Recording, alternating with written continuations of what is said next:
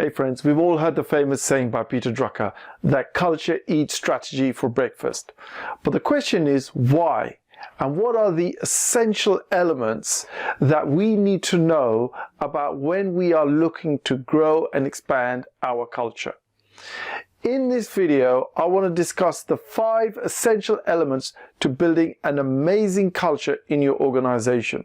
You can think of these elements as levers that you might need to tweak and you might need to adjust depending upon what matters most to you, to your organizational philosophy, and which elements are most important to you. But before we get stuck into that, what I want to do is I want to discuss what is the definition of culture. So the Cambridge Dictionary defines culture as a way of life, especially general customs and beliefs of a particular group of people at a particular time.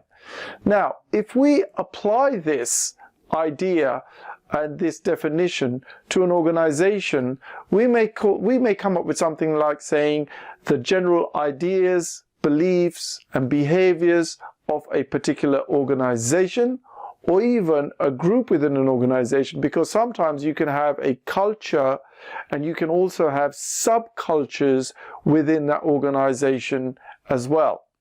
So even though culture is intangible, it is still measurable. We can measure things, intangible things, but for us to be able to do that, we need to understand what are the key elements that we need to measure. So there are 5 key elements for creating a thriving organizational culture. Let's go through them one by one. Number 1, the first element that we need to have in place, or we want to encourage and we want to try and grow and foment, is that of innovation and risk-taking. So frequently we see organizations that pay lip service to this. Yeah, we want an innovative culture. Yeah, we want our employees to take risks. But how do we treat our employees when they do take risks that don't actually give us the results that we actually want? If we only reward success and we don't accept when employees or when our people start to take risks that don't pan out, then what we're going to do is we're going to end up killing that innovation culture. So it's essential that it's not just lip service, it actually is embodied not just on the lips, but throughout the organization, throughout the way in which we remunerate and reward our employees as well. The second one is detail orientation. What do we expect? What level of degree of analysis and precision and attention to detail do we expect from our people when they are putting a piece of work together, right? What is the general culture that we have around that? Are people quite accepting of a lack of attention to detail, or do we demand quite a high precision and quite a high quality of work as well? So that's the second thing that we need to think about when we are looking at our culture as well. The third one is around outcome orientation rather than a focus on the process.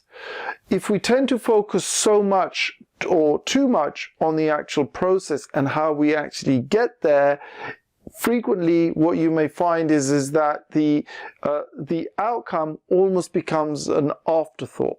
So one of the things we need to be really careful about is that we have the results and the outcome focused there to be at the forefront of our minds, rather than that addiction, if you like, to the process.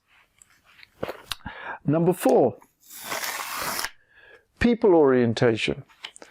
So to what degree does the organization, does our management, do all of us take into consideration the impact of the decisions that we make on on people. So it could be employees, but it could also be our customers as well.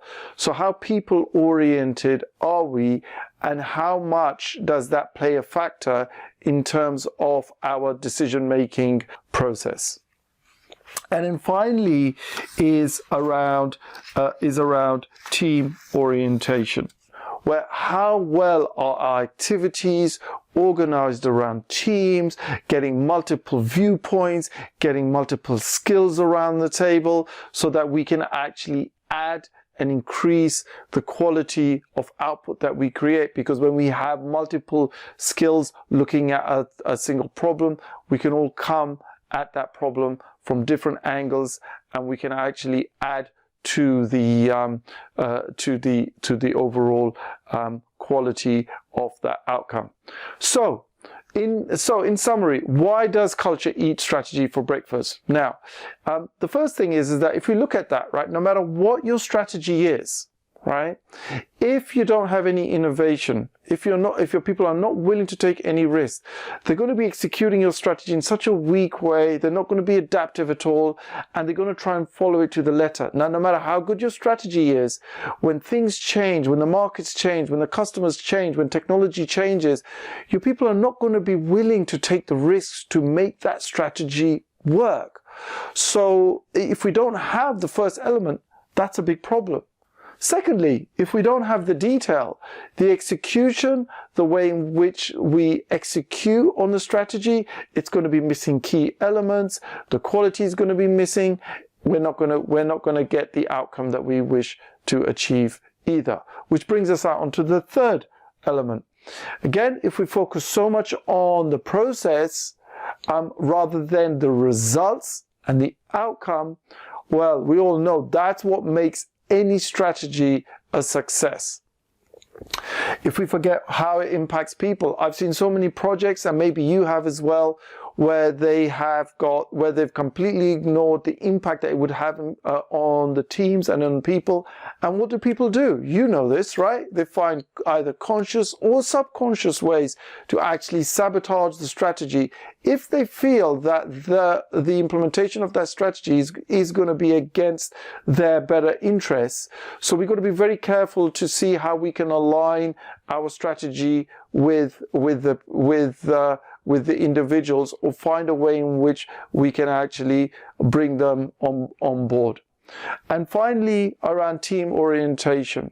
If the strategy has got a strong team focus, we're going to have multiple skill sets looking at that problem.